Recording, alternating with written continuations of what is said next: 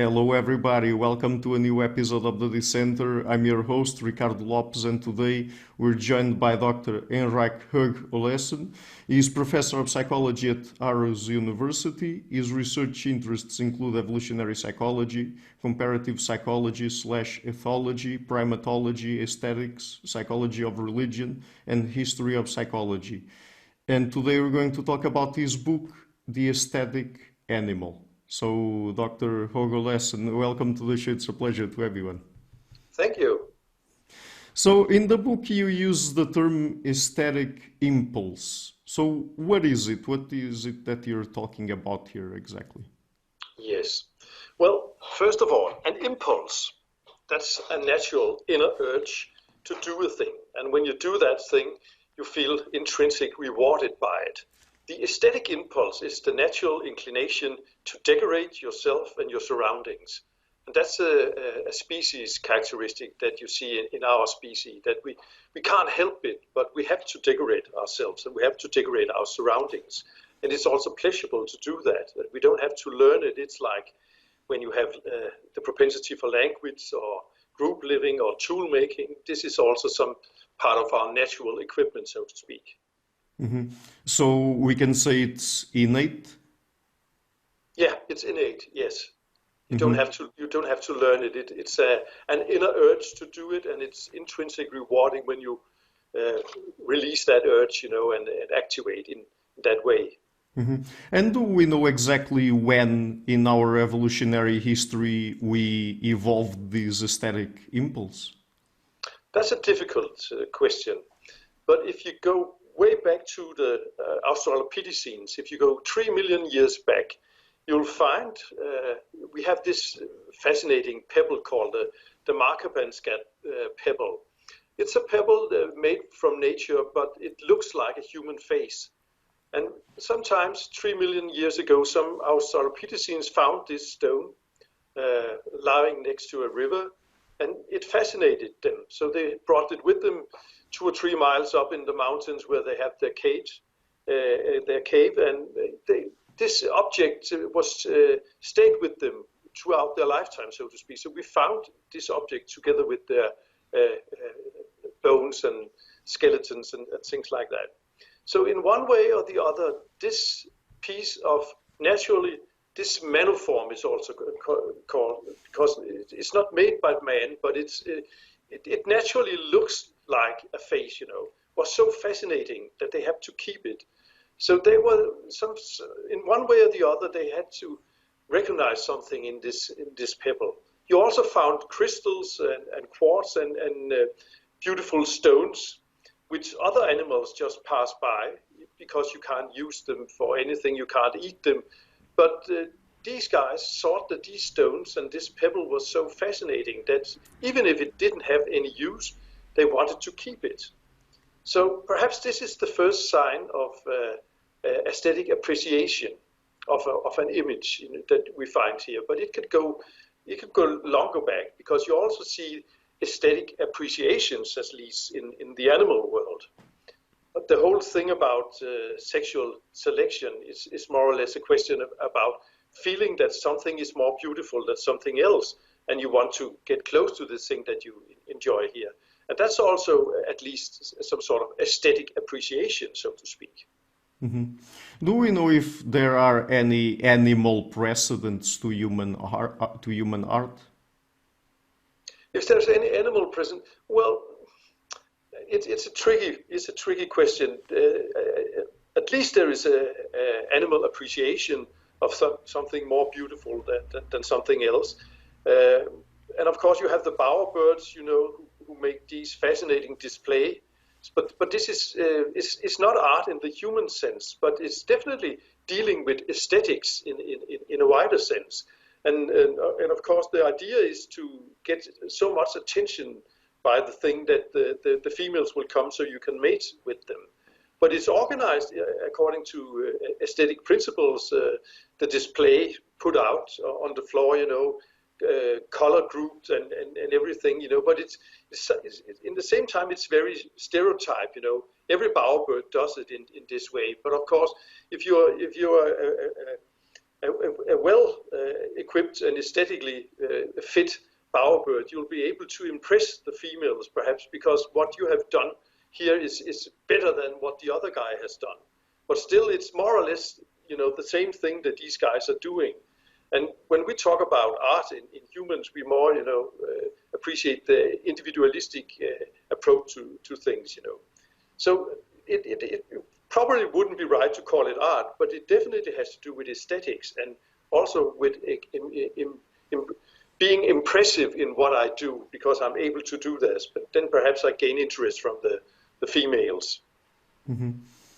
Has art become more complex over time? Oh, very, very much so. We have very art to start with is very figurative. We are perhaps the first species that starts to make representative art, and what we start making. The first things we do are geometrical signs. You'll find them also in the Neanderthals, and these geometrical signs probably had some sort of special meaning to us. Besides, they were easy to make, and it felt good making them. I also think, that perhaps our brains in one way or the other was directed at making these sorts of patterns and finding pleasure in looking at these sorts of patterns. After these geometrical signs, we started doing the handprints, positive and negative handprints. You painted your hand and pressed it against the wall, or you pressed your hand against the wall and spray paint from you had in your mouth out or on your hand. You got this negative imprint of your hand. And later again, you got these representative figures of animals, horses, bisons, mammoths, power animals in many ways.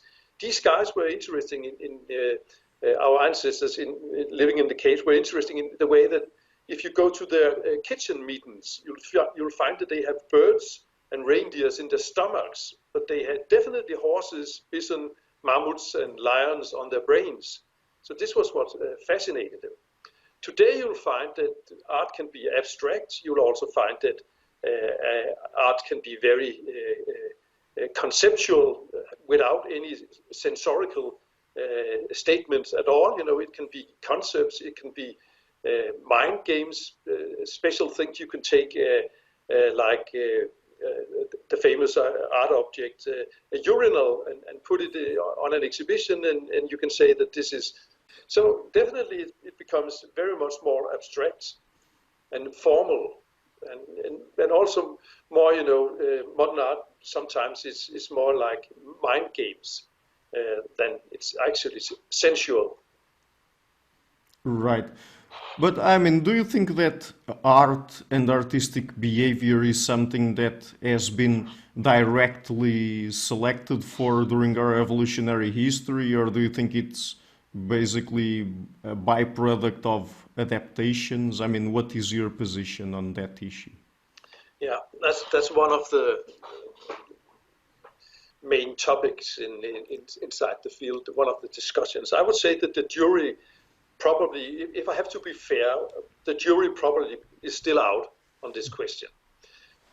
When I look at it, it seems that most of my theories more or less think about art as adaptations, not as one adaptation is art and adaptation. No, art may be many sorts of adaptations relating to the different branches of art. So I'm very much inclined to think that many of the things, artistic things that we do, has been at least functional and has been adaptive, helping us in surviving and helping us in mating and collaborating and all sorts of things. So in that way, this is as far as I go. I would say that a lot of the behaviors that we name are artistic definitely has functionality and in many ways can be considered as being adaptive. But more or less, I'd rather say that it's natural to humans to produce art.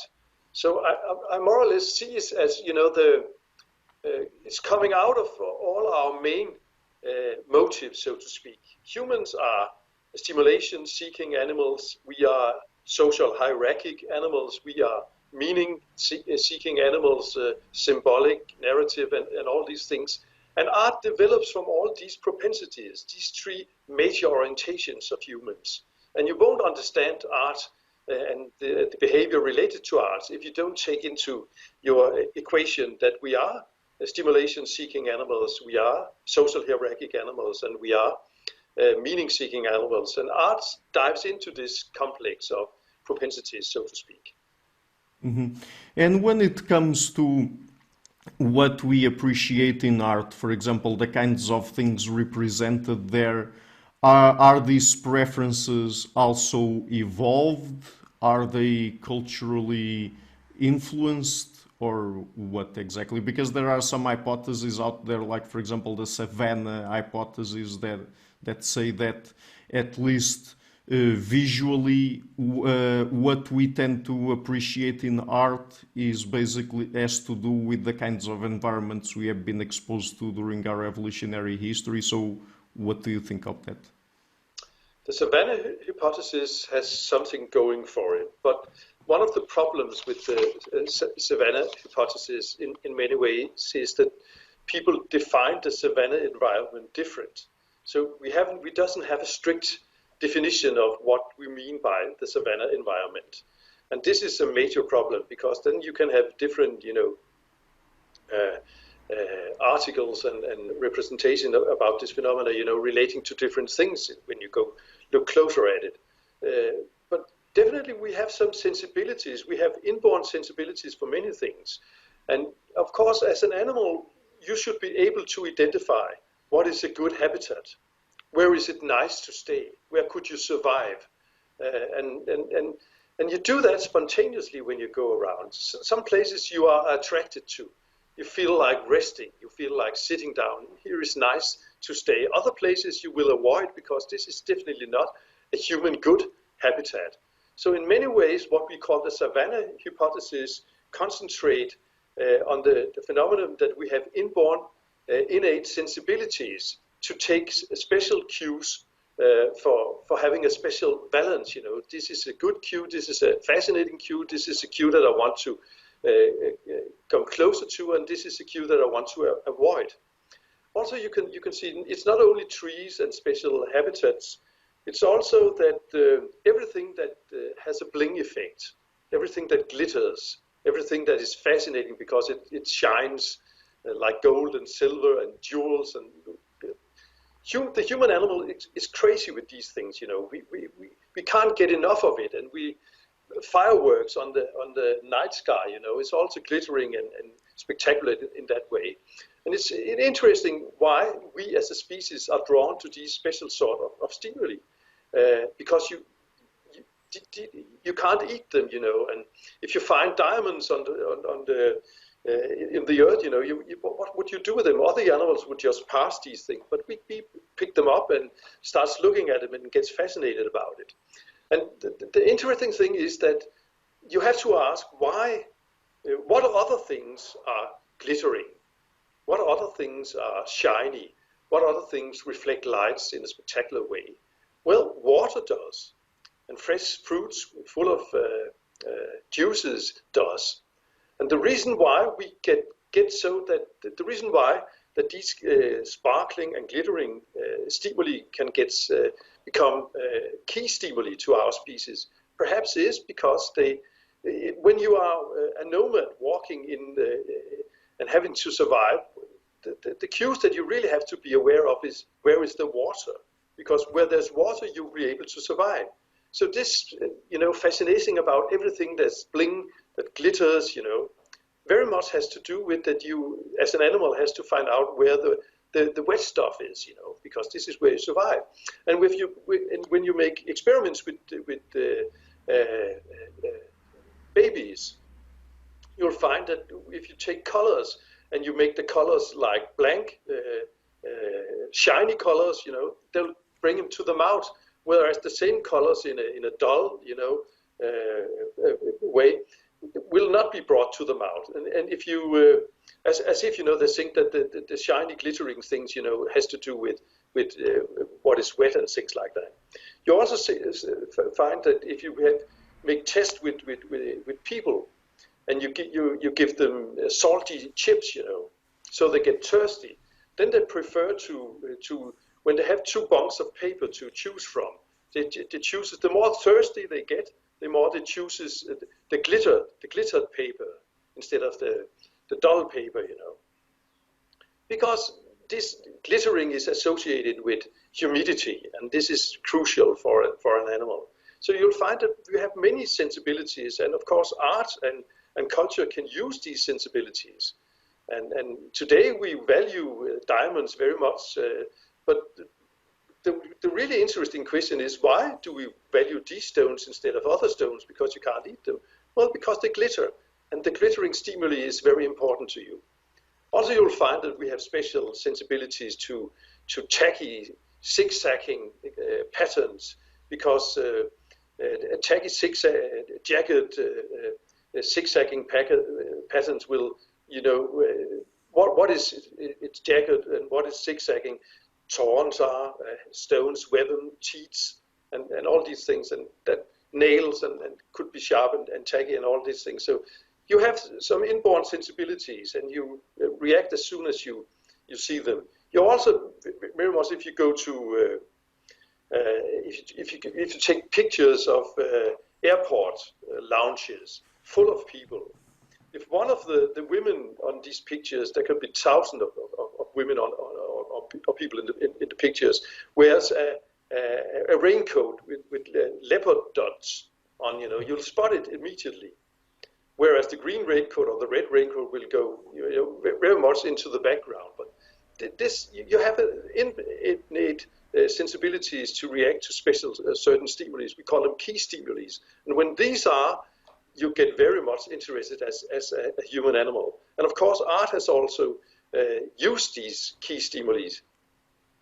So this is an example that you are cued for other things. But these things can be brought into an artistic context and made use of here, and then you get, attracted to them. Mm-hmm. When it comes to individual variation, are some people more artistic and appreciative of art than others? Yes, personality also does a difference. And if you look at the personality traits, you'll find if a person that scores high on openness, that scores high on extroversion, and scores high on sensation seeking, will be more interested in artistic experiences, or also in practicing artistic behaviors, than people who score low on these things. So personality traits definitely also go in and makes some people more interested in art than others. Mm-hmm. So a minute ago we talked about the kinds of things that people tend to appreciate when they are represented in art. What about things that we find, for example, ugly, repulsive, disgusting? Is that also part of art? Well, art can use it. Key stimuli has not only to do with what you find attractive. Key stimuli has also to do with things that you need to avoid and get rid of, so to speak. And of course, if you want to make an interesting and provocative artwork, if you can integrate also negative key stimuli, that will be a fascinating sensual object that can be sold for money on the art market. To make and to give an example, the Italian artist Manzoni, he was famous for putting his shit on cans and selling these cans, as artist shit, in doses. And some years ago, one of these cans was sold on Sotheby's auctions, or was it Christie's? I don't remember, but I remember the price. It was sold for 124,000 euros for a little piece of shit in a can, But because this has been put into an artistic context, so to speak, and there was a lot of discussion about Manzoni and his art, and because he draw our attention by using negative key stimuli, because you are, as an animal, you have to avoid excrements because they can be difficult, dangerous for you. You will avoid blood and semen and snot and a lot of different other things, because that doesn't fare well with us. But of course, art can improvise these things. Also, Tracey Emin, the British artist, had an unmade bed put on auction. And this unmade bed was full of liquids from her having sex with her boyfriend. There was also dirty trousers, there was stains of blood, stains of semen, and there was a used condom. And this whole mess that most of us would avoid. Don't go close to this object and don't sleep in it if it isn't your own bed, and if it isn't yourself that has been having sex in it. Avoid this bed, But still, this bed could be put on an auction, and it was sold for some years ago for £2.5 million for this bed, So this is an example of how you use negative key stimuli that you as a species, are opposed, don't like to go close to. But in this artistic context, they become fascinating, and you can really, also get a lot of money for them if you are able to use these stimuli in an artistic way that will intrigue people. Mm-hmm. I would like to ask you now specifically about body ornamentation. I mean, why is it that people decorate their bodies? What kind of functions does it serve? Well, to decorate your body serves many functions. Body decoration perhaps is the first form of IT technology that you develop. Information transfer, information technology, because by the way you dress and by the way you paint or ornament your body, other people will be able to read a lot about you. We are semiotic animals. We are taking signs, and interpreting signs constantly. And you can tell a lot about a person. If you're a tribal person, you will know a lot about has this person been initiated? Is it a warrior? Is it a young boy? Is it a married female? Is it a sexual female, or is it a child? And all these things is the way you are dressed and the way you paint yourself, or the way you say you are allowed to have your hair. All these things tell something about who you are and what your status is in the tribe. And also for other tribes to see, they're able to identify which tribe you belong to because you wear these feathers or you have these ornaments or these tattoos or whatever, So we use it in many ways to group cohesion. We belong to this group. We are the people who looks like this, and wear these things and uses these colors. And we use this also as individuals to tell other people, like the peacock in many ways, that we are especially excellent, that we have a lot of resources, that we have, the good taste, the intelligence, and the resources to make this complex outfit and make it, very much get in your neighbor's eyes, so you can see that, Jesus, this is a guy that has been able to spend a lot of resources, or a girl that's been able to spend a lot of resources on the way that she looks. So it's both, a social science telling that we belong to this group, and also telling something about the status and the knowledge that we have in this group. And it's an individual sign that we can compete with each other and who's best at flashing the feathers in this way. Mm-hmm. The one that's best, gets the most friends, and the best girls and partners and whatever. Mm-hmm. And what you just said, it also applies in modern industrialized societies, right? It's not just in hunter-gatherers. No, this is constantly around us, and most countries have TV programs, Who Lives Here, where you come to a famous person and you see into the wardrobe, you see into the kitchen, and you see into the way that the person lives, and people have to guess who is living here, because by the way that this room is decorated, by the way these clothes are hung in this cupboard, these colors and all these things, all the paraphernalia surrounding this person is signs that you can interpret and that can make you do, that they can make you know something about this person on the forehand. So this is definitely a part of also being a modern man and woman, that we take signs on how each others are dressed and how they are ornamented. Mm-hmm. And why is it that we humans decorate our surroundings? Well, it's an inborn thing, you know. It's the short answer is that it's pleasurable for you to do it. And when you see something nice, the reward centers in the brain, you know, lights up, and you get this nice warm feeling. And besides that, it's nice for you to do it, and it's nice for you to look at it. When other people appreciate it, they will get attracted to you.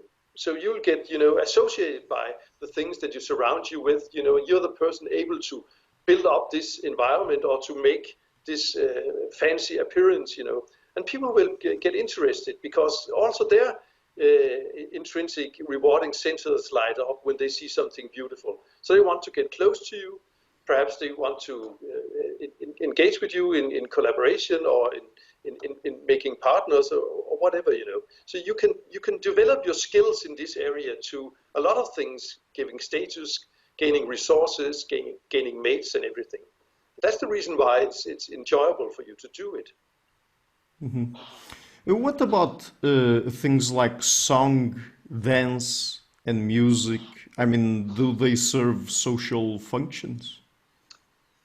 Song, dance, and music is very much serving tribal functions, because there's nothing like music to produce cohesion in a group. Already, if you take a metronome and put it down in an aquarium, and you will have some fish going in this aquarium, you'll see that they start to, you know, vibrate according to this metronome ticking. Our own newborns will start to also synchronize to a metronome. So the pulse in the music will very much make us unite as a unity and serve very much to provide social cohesion. They also can get us in some sort of the same mood. Is the music calming? Is the music exciting? Is it alarming? And all these things, you know, we are able to identify those sort of qualities throughout the world. Also, when you're listening to music that you know, let's say that I'm listening to Chinese music, which I'm not usually does, but in many ways I'll be able to explain what sort of mood is communicated in this sort of musical expression. So we can get, you know, synchronized regarding our arousal. How aroused are we? How alert are we? We can get synchronized regarding our mood. And everybody who has been to a rock concert can see how amazing that is, that these 40,000 individuals all of a sudden, you know, behave in exactly the same manner, you know, and are synchronized as being one organism in many ways. So this is what song and dance and music are able. They can unite us as tribal members. And we have used these things in a lot of ceremonies, also religious ceremonies, because let's say that we are suffering. Let's say that we don't have food, we don't have any water or whatever, you know, and then we can lay down and be sad, you know, and hopeless, or we can say that perhaps if we stand up and if we dance and if we do these rituals here, then perhaps we can make the gods, you know, give us the water that we need. So it's in many ways, you know, it's better to be active than to be resigning, you know, and giving up, you know. So even if nowadays we know that the gods doesn't care if we dance or whatever, you know, but still, if I was living in a tribe, you know, I definitely would participate in this tribal dance to bring water, because it's better to be united as a group and do something to change your fate instead of just being, you know, laying down flat on the floor, you know, giving in to the forces that are stronger than you. So you gain energy, and you feel that there's something to be done. And this is a very mandatory thing for human beings, you know, to be able to transform their environments in that way. And this is also what these ritual practices of singing together, dancing together, or making music together, helps us to do. Mm-hmm. What about fiction? What functions does it serve? Well, I would say that fiction has many functions in many ways. Fiction is an interesting sort of existential laboratory. As an individual, you're only able to have these here experiences. You can get married or not, you can go for the job or not, but in fiction you'll be able to have a lot of different lives that you're not able to live yourself. When you read Elena Ferrante's Napoli quartet about, I'm a man, but still I'm able to go into the head of a 16-year-old woman and see the world through her eyes, true fiction. So true fiction, I learned a lot about theory of mind, so to speak. How is it to be human? What does other people think? How is it to be young? How is it to be old? How is it to be female? How is it to be a warrior? How is it to win? How is it to lose? My own life is only, a limited amount of experiences, but I can lend a lot of experiences in this fictional laboratory where human existence is played out, And also I can learn about my tribe, the ancestors, when I sit here around the fire and learn about the heroes, and the scoundrels, and who were the good guys, what did they do, And these are, the old folks of my tribe. They did like this, And so also I get a history, and I'm also integrated in a tribe. So in many ways, it has social functions, but it also has individual existential function. It functions like some sort of laboratory. I can stand on other soldiers, on other shoulders. Mm-hmm. when I go into literature, and most of all, I get a lot of theory of mind. I simply learn how it is to be inside another head, and that's very interesting for a social living animal. Mm-hmm. Right. Can we use art to study aspects of the human mind, to study human psychology? And what would be these aspects of human psychology we can get a better grasp of by studying art? Well, it's been very fascinating for me to learn about human key stimuli. What sort of key stimuli are we simply, cued to react to, And the way to experience that has in many ways been why are we fascinated artistically in these sort of colors, in these sort of forms, in these sort of textures and all these things, So by seeing what you spend time producing or what you spend time, wanting to have, then you learn a lot about how your mind is directed at special subjects in surroundings, So of course you can learn a lot about your mind by looking at what this mind is fascinated about. Mm-hmm. More specifically, for example, do we already have a good understanding of the neuroscience of aesthetic impulses or how the brain processes aesthetic stimuli? Well, we're starting to get there. We're starting by fMRI scans, to know a bit about how the brain processes stimuli informations. And so we also know that we don't have an art module in the brain. It's the same, thought processes. It's the same sensoric channels, that you use when you look at arts, than when you look at landscapes or persons or whatever, So it's not that much, that you have a special art module. It's more that the same senses, and the same areas of the brain that are activated when you're listening to things, when you look at things, are also activated when these things are music or when these things are art. Mm-hmm. Does existential uncertainty play any role in art production and art appreciation? Existential uncertainty. Well, there is two sort of main theories. Why do we produce art, so to speak? And one theory would say, well, when the animal is well fed, when the hunt is over and the tribe is safe, and we sit here, with full bellies, then you feel like having a fest, You feel delight, you have surplus energy. So animal well-being, euphoria, this is when we start to produce art. This is one theory. Nietzsche is one of the proponents of this theory, and Desmond Morris is another one. And of course, this makes common sense. This is what we do. But there are also another theories that says, well, making art is not only a phenomenon that comes when you have surplus energy. Making art is also a phenomenon that comes when you feel anxiety, when you have different existential uncertainty and things like that. And then you go together as a group and you dance and you sing and you do all these things that we talked about before. And what I think is that these are two antagonistic theories in many ways, but they don't have to be antagonistic theories.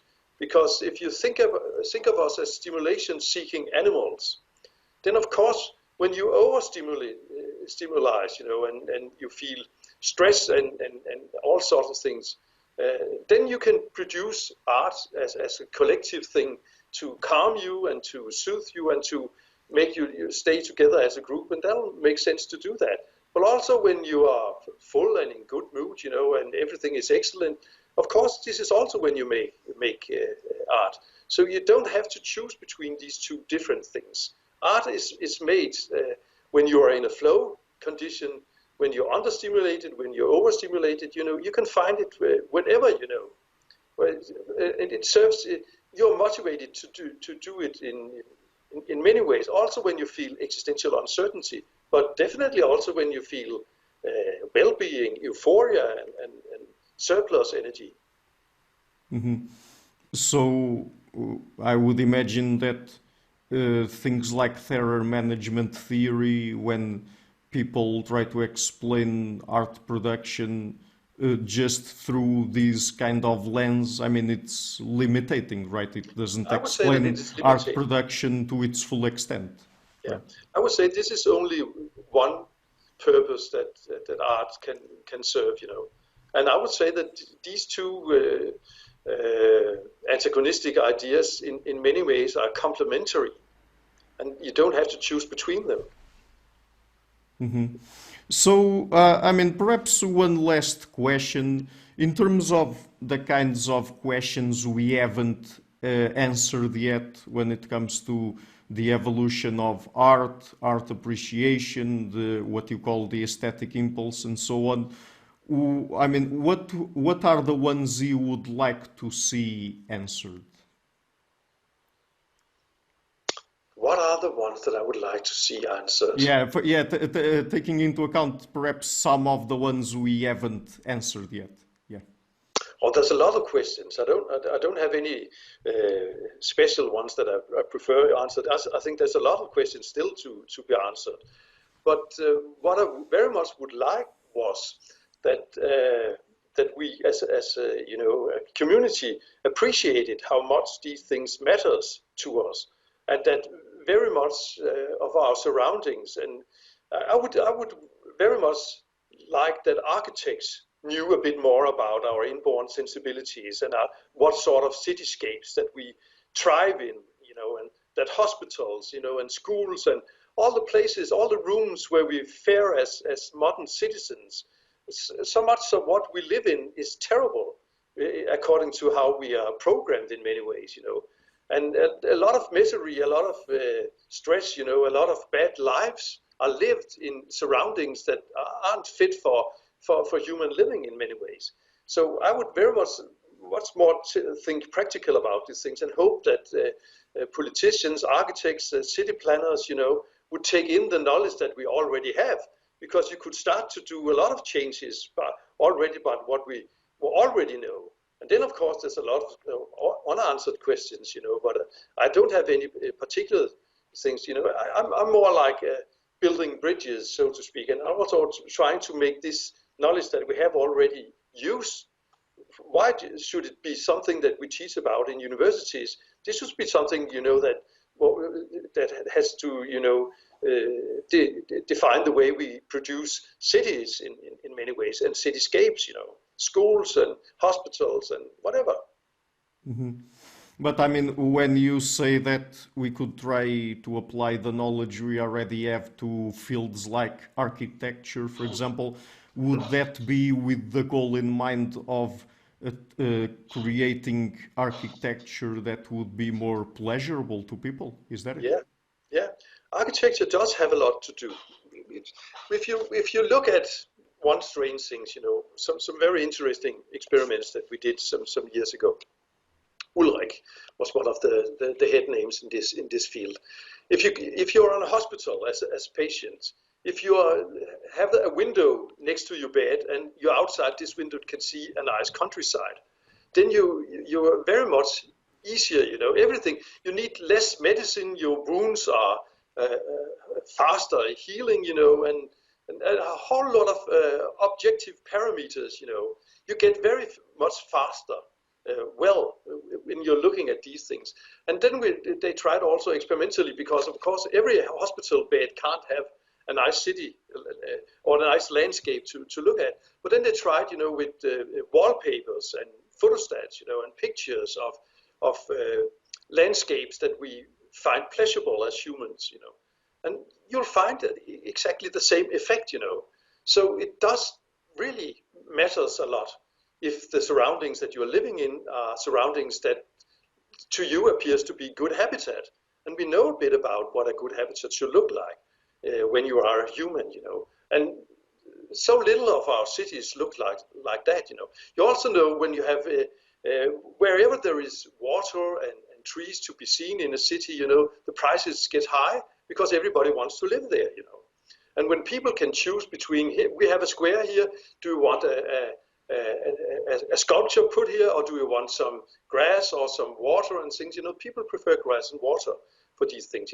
So we know a lot about our aesthetic appreciations of a lot of subjects. But this knowledge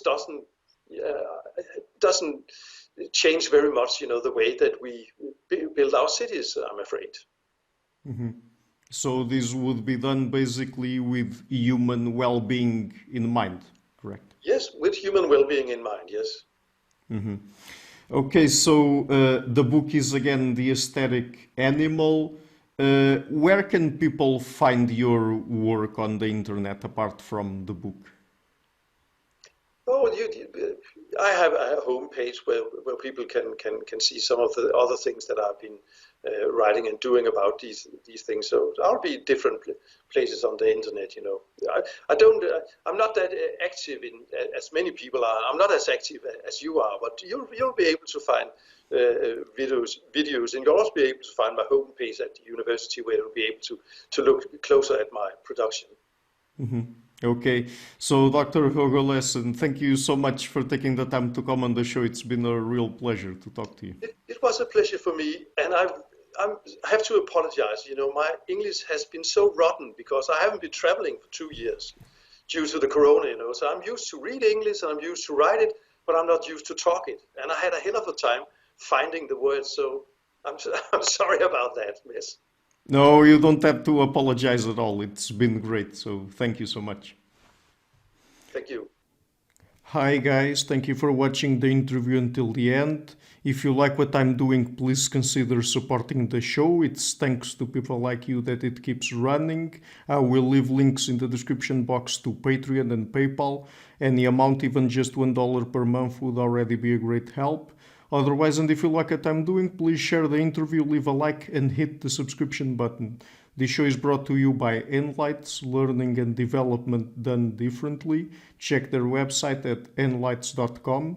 I would also like to give a huge thank you to my main patrons and PayPal supporters: Karen Litske, Anne Blanchett, Pererga Larsen, Lau Guerrero, Francis Ford, Ernst Frederick Sunder, Ricardo Vladimiro, Craig Healy, Adam Castle, Olaf Alex, Jonathan Wiesel, Jacob Klinkby, Matthew Whittingbird, Arno Wolf, Tim Hollesy, Henrik Alenia, John Connors, Paulina Barron, Philip Force Connolly, Jerry Mueller, Herbert Gintis, Rutger Voss, Bo Weingard, Rebecca Newberger Goldstein, Dan Demetrio, Robert Windaga, Rui Inácio, Arthur Coe, Zup, Marco Neves, Colin Holbrook, Susan Pinker, Bernardo Seixas, Pablo Santurbano, Simon Columber, Jorge Espinha, Phil Kavanagh, Corey Clark, Mark Blythe, Roberto Inguanzo, Michael Stormir, Eric Neumann, Samuel Andreff, Tiago Nunes, Bernard Hugni, Alexander Dunbauer, Fergal Cusson, Evan Bodrenko, Al Herzog, Don Ross, Jonathan Librand, Oslan Bullitt, Nathan Nguyen, Stanton T, Samuel Correa, Eric Hines, Mark Smith, J.W., João Eira, Tom Hummel, David Sloan Wilson, Yacila Des Araújo, Eden Solon, Romain Roach, Dmitry Grigoriev, Diego Londonho Correa, Tom Roth, Yannick Punter, Adana Rusmani, Charlotte Bliss, Nicole Barbaro, Adam Hunt, Pavel Ostazewski, Nelek Bach, Catherine and Patrick Tobin, Al Ortiz, Guy Madison, Gary G. Hellman, João Linhares, Lida Cosmidi, Sam Afzal, Adrian Yegi, Nick Golden, Paulo Tolentino, João Barbosa, Jules Price, Edward Hall, Edin Bronner, Franca Bortolotti, Gabriel Pons Cortez, Ursula Litzke, My Producers, Isar Webb, Jim Frank, Lucas Stafinia, Keon Gilligan, Luís Caetano, Tom Vanagdam, Curtis Dixon, João Linhares, Benedict Mueller, Vega Guidi, Sardas France, and Thomas Trumbull, and my executive producers, Michel Rugieski, Rosie, James Pratt, Matthew Lavender, Sergio Quadriano, and Bogdan Kanivets. Thank you for all.